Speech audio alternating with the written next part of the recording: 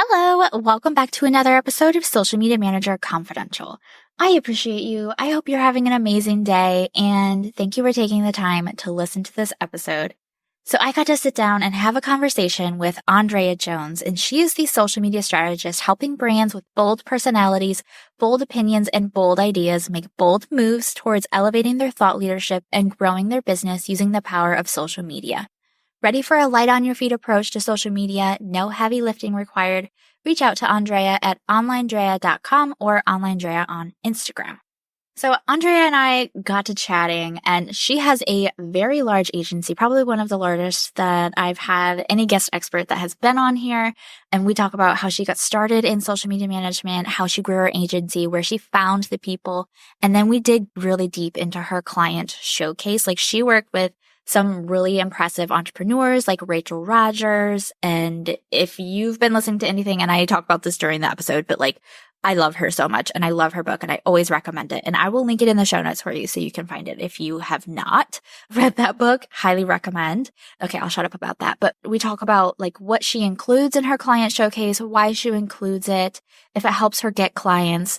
And this episode is just going to be full of so many good tips and nuggets for you, and I cannot wait for you to listen to it.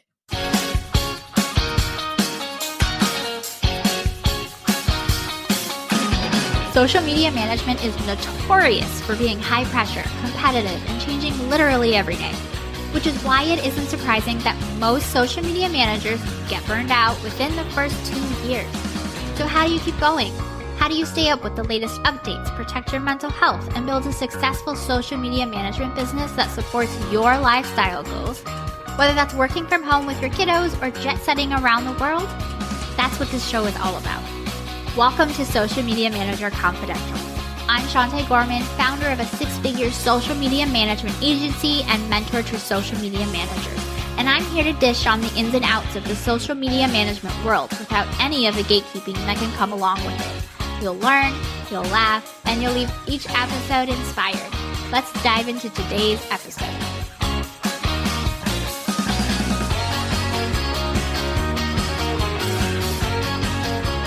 Hey everyone, I'm here with Andréa, and I am so excited. I was telling her before we started recording that I was kind of fangirling because Rachel Rodgers is her client, and I love Rachel Rodgers. If you've heard me talk about her and her book, you're probably tired of it, but everyone should go read it. Everyone should follow her. Anyway, hi Andréa, how are you? Hi, thank you. I'm excited to be here. I love talking shop, so I'm really excited about this. Me too. Okay, so let's go ahead and just dive in. We won't keep the people waiting. If you want to tell everyone what your current business setup is like. Yeah. So about 80% of my business is our agency services. Last year, we did about $850,000 in revenue, and most of that is services. A lot of our business on that side is referrals. And then I also have about 15% of the business in a membership called the Savvy Social School and some digital products. And then we have another 5% that's kind of random. We have some affiliate collaborations and things like that, like speaking gigs and things like that. Love it. Very cool. So I know you have a pretty robust team. There seems like there's a lot of people on it. It's one of the larger agencies of someone I've talked to. So can you talk a little bit about how all of that works? Yeah. So I started looking for a team when I first got started, my first year in freelancing. I did a ton of stuff before I landed on social. And then when I got into social media, I was like, oh, this is it. And it never stops. I need a break. So after doing my first vacation with my husband, where I was literally checking my emails on the beach in Punta Cana, I was like, oh no, we need someone else here. So I hired my first team member from there. She's amazing and totally ruined me because I spent the next 3 years trying to hire more people and was like, I just got lucky the first time. So now we have a structure that really works well for me. So I still get to be the strategist on the team. I'm very involved with all of our clients on the strategy side. We have account managers who handle a lot of the project management and the day-to-day management of social. So I'm not posting to stories or even outlining posts for the clients. The account managers handle that. And then we have our creative team, which is graphic designers, video editor, caption writers, which really they handle the creative on the day-to-day basis. So I get to handle the big vision of our clients and kind of audit and make sure we're getting there and make changes. And then my team can handle the day-to-day stuff, which makes, having a kid, going on vacation, all of those things a lot easier. Yeah, I love that. So you kind of mentioned this, but like, how did you get started in social media management? Yeah, so I love the internet. I had a blog since 2004. So I've been online creating content in some way or another for a while. I started my YouTube channel in 2007, and that's where I met my husband. So we were really? Yeah, we collaborated on a YouTube video, and then we just kept talking. Oh my God, I love that so much. Yeah, so like my personal life is also very social media influenced. But he lived in Toronto, Canada, and I lived in Atlanta, Georgia. So we did long distance for about 6 months, and then we were like, screw it, let's just go for it. So I moved to Canada in 2014. Wow. Yeah. Okay. So that move was really when I started my business. I worked in hospitality before. I worked for Marriott Hotel, and I was on the social media team there, though I was the spa manager. But I was involved in social, and this was 2013, 2014. So it wasn't really like a big deal back then. And then I have a degree in English literature. So I started off blogging and writing and doing product descriptions and things like that, but quickly moved into social because it's so repeatable. People just needed it all the time. I started on Fiverr. So I'd write 5 Facebook posts for $5. Yeah. It just makes me laugh every time I think about it because that was 10 years ago now. We all start somewhere, Yeah, I made my first $100,000 on Fiverr. So I'm not mad about that. Then I would use sites like, it used to be called Odesk, but now it's Upwork to like pitch and get my clients. And I used Upwork very heavily up until like 2019. And now it's all referral based. So I spent the first 5-6 years of my business just doing the work, like in the grind. And then once I started getting clients coming in who would then refer me to other people, I didn't need those tools anymore. So now it's all referral based. It's, the people I know, the communities I'm in, that sort of thing. So we kind of touched on this already, but how did you grow your agency? I know you found like a unicorn hire for your first one, which I love that. I always hear the opposite. But like, where have you found your people? Yeah. So I found people all over. So the first person I hired, her name is Leanne. She worked with me for 6 years. Oh, wow. I found her through onlinejobs.ph, which is a job site for people who work in the Philippines. And I tried to find more people like her everywhere in the world. Like we're an international team over here. So could not find someone until I started advertising to my audience. And so I really find the best people now from the people who follow me. So like my assistant, Jemmy, who is amazing. She came on the team in 2019. She was like, yeah, I was in your Facebook group for years. And then I saw you post that you were hiring. And then even most recently, like I had all contractors up until 2020. And now that I'm incorporated, I have employees here in Canada. I find them more traditionally. So through, Indeed or ZipRecruiter. So now that we have more structure in the company, we're attracting, better talent instead of just the freelancers. Nothing wrong with freelancing, but the talent who wants like the stability of working in an agency. Okay. That's great to know. So are there any tough lessons that you've learned about hiring other people to work in your business? Yeah, you have to be a leader. Yeah. I literally took 3 different programs on leadership because it does not come naturally to me. So even though in my previous life, I was the manager of a spa, honestly, being a manager of the spa is a really easy job. I did not know that at the time. How easy it was because everyone loves working at a spa. People like customer comes in, they're usually happy. And if they're not, you give them free spa services. Everybody loves free spa services, right? Your staff is usually, they're already experts at what they do. There's not a lot of training involved because honestly, I was hiring independent contractors basically to deliver the services. So translating that into team in a virtual model was very hard for me. So the hardest lesson I had to learn was not only how to manage the team, but how to keep good team members, right? Like help them build their skills, how to manage team virtually, because I literally had people ghost me before. Like they just don't log in for the day. Yeah. they don't answer their phone. I mean, I don't know where you are, right? Yeah. So it's just like the hardest thing I've ever done. And I'm still learning things to this day. Like I said, last year in business was one of our best years in business, $850,000 in revenue. This year, not so great. So that means I had to let people go and reduce the team size is hard. Like all of that is very hard. So that's the lesson I'm constantly learning. And I feel like I'm just gonna learn it forever. Yeah. I don't think there's ever a part of having your own business where you're like, oh, this is easy. No, there's always something to be learned. There's always something changing. Yeah, for sure. Want to dive even deeper into these topics and more like it? I'm talking finding high-paying clients, creating packages that sell, advanced marketing strategies, content creation, metrics and insights, portfolios, launching your business, and even how to become a social media manager. I have a full program suite of 8 self-study courses for you so that you can build and grow a profitable social media management business, have consistent income, work with dream clients, and scale without getting hit with burnout. Plus, I've done a lot of the hard work for you. You'll get templates, scripts, and so much more. Learn more about the Social Media Manager Incubator Program Suite by visiting my website. Details and links are in the show notes for you.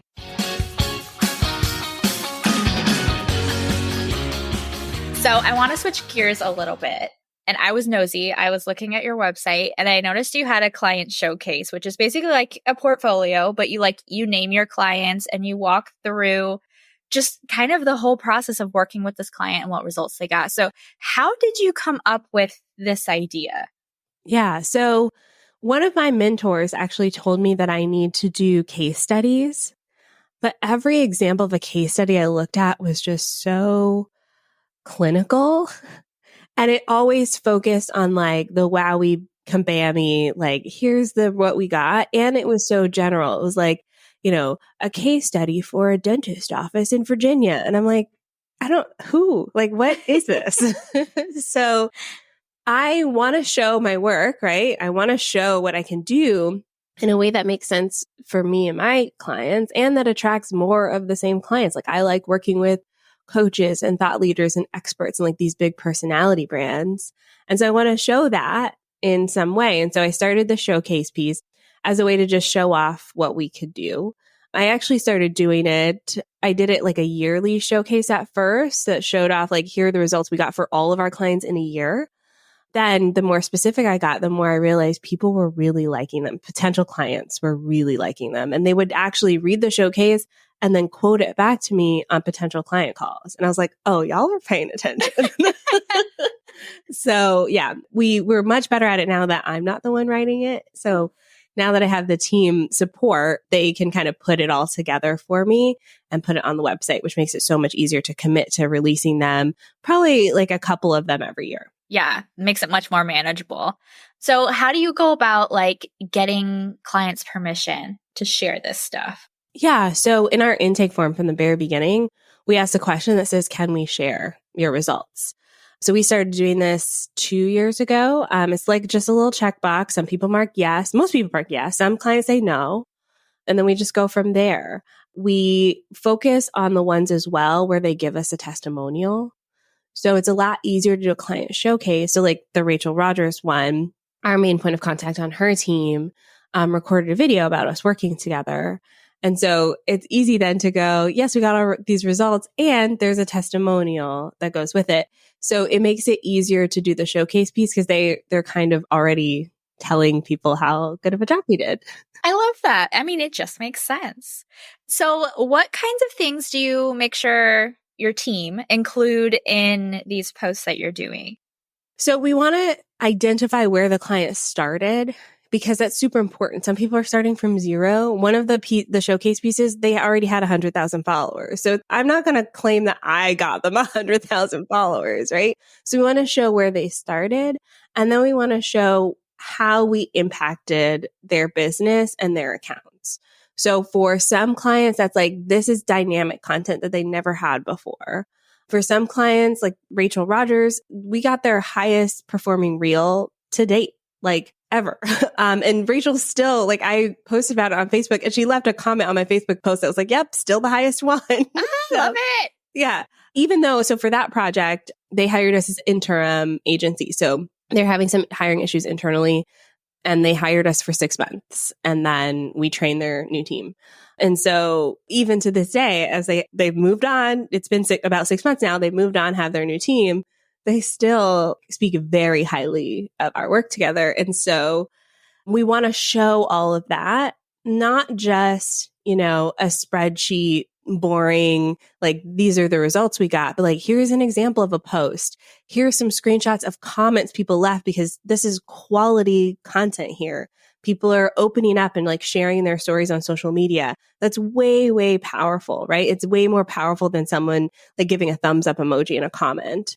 So we try to screenshot that and show all of that in these showcase pieces. It really stood out to me that you're including all of those things. It really helps tell the story and like show your expertise and your authority and how much you care about what you're putting out for your client. So I really loved it. And you keep mentioning Rodgers. I keep mentioning Rachel and you keep mentioning Rachel. So I think it's perfect to kind of dig into her client showcase. So for those who haven't seen it yet, the goal was to kind of separate Rachel from her brand, the Hello 7 brand. So she's kind of like creating her own personal brand. And I loved that it was about like offering programs and events as solutions to the audience's pain points. That was kind of what your goal was to promote those things. Can you talk us through like how that worked a little bit?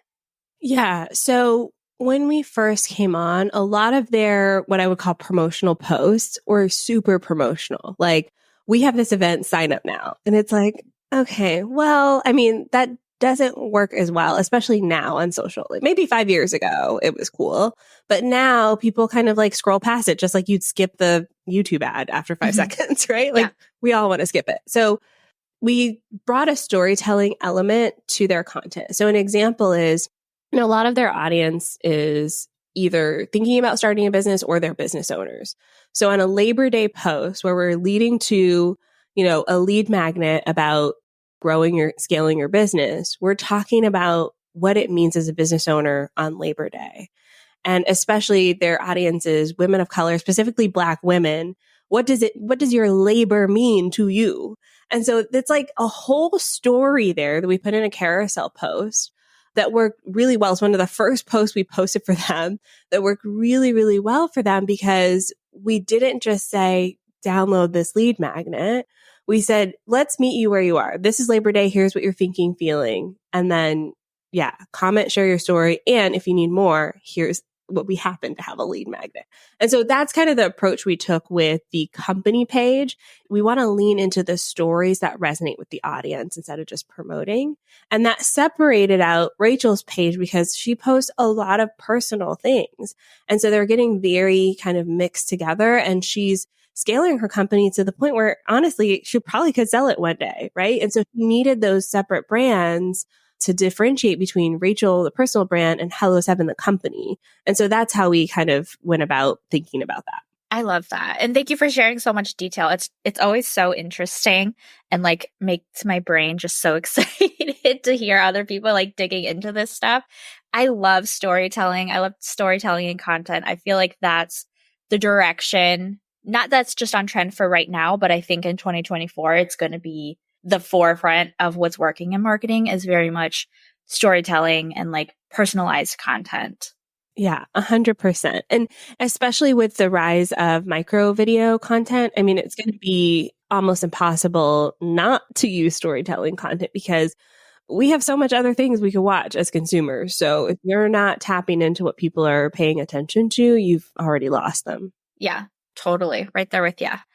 Okay, so I always like to wrap this up is there anything you wish someone had told you before you got started in all of this? Oh, I don't know at this point because I've been doing this for 10 years. And if I knew what I know now, I probably would have gotten a job. Like, sometimes that's just easier, right? Yeah. So I don't know. I think the biggest thing for me is just looking one step ahead. I'm usually a very big picture kind of thinker, and I get lost in the like 10, 20 steps ahead. And that's where things can be very overwhelming. And I think that's why if I knew what I knew now 10 years ago, I wouldn't do this because I know all the steps, right? Yeah. So I think my advice or recommendation for someone just getting started is like, just think about the next step. When I started, I didn't have a website. I didn't even have a social presence until like 3 or 4 years into the business. So I was running social media for clients without being on social media myself. I think that's okay. You know, it's okay to not have all the pieces of the puzzle together, just one step at a time, and you'll get through it. Focus on what like actually makes you money first. Yeah. Yeah, I agree. And I mean, at this point, like when I first started, I was just trying to pay the bills. Like I wasn't like, I'm going to grow, I'm going to have a team, like I'm going to have a pod, I'm going to do all these things. Like, no, it was just, I need a client so I can pay for groceries, or like I need to pay for my car payment. Like that was it. And it's just kind of gone from there. So yeah, I totally understand that. And I think that's great advice. Well, thank you so much for coming on here. This was so great. It was great to get to know you. And I'm sure everyone's going to really love peeking at your showcase. So expect some extra clicks over there as people are kind of snooping. We'll make sure to link it in the show notes. But where can everyone find you? So my website is onlinedrea.com, and all of my socials are at onlinedrea. So that's online DREA. Right now I spend a lot of time on Instagram. I love a good voice note DM. So yeah, hit me up if you have any questions about the showcase as you're being snoopy. Perfect. And we'll link it all in the show notes so everybody can just easily find you. Thanks so much for coming on here. This was so much fun. Oh, thanks for having me. Have a good one. Oh my gosh, I'm so excited that I got to sit down and talk to Andrea. Like you can hear me stumble over my words because my brain is moving faster than my mouth can move. So hopefully it was good for you. Let me know. And definitely make sure to hop over to her Instagram, hop over to all of her links in all of the places. They're linked in the show notes for you. So you can go over, say hi, let her know you listened to this episode. And if you have any friends who are social media managers or marketers, share the link to this episode with them and help them out. And if you're not already following this podcast, make sure you hit the follow button or the plus button in Apple Podcasts so you can get brand new episodes delivered straight to your podcast app every Friday. And if you really are enjoying this podcast and would love to help support me, please make sure to leave a review so others can find this podcast too. Thank you so much for listening. I'll catch you next time. Thanks for tuning in to today's episode. Learn more about my digital template shop, online courses, and mentorship program by going to my website at sugarpunchmarketing.com. And while you're there, make sure you join my safe, supportive community created exclusively for social media managers. It's 100% free to join and packed with really amazing resources, trainings, and people. See you next time.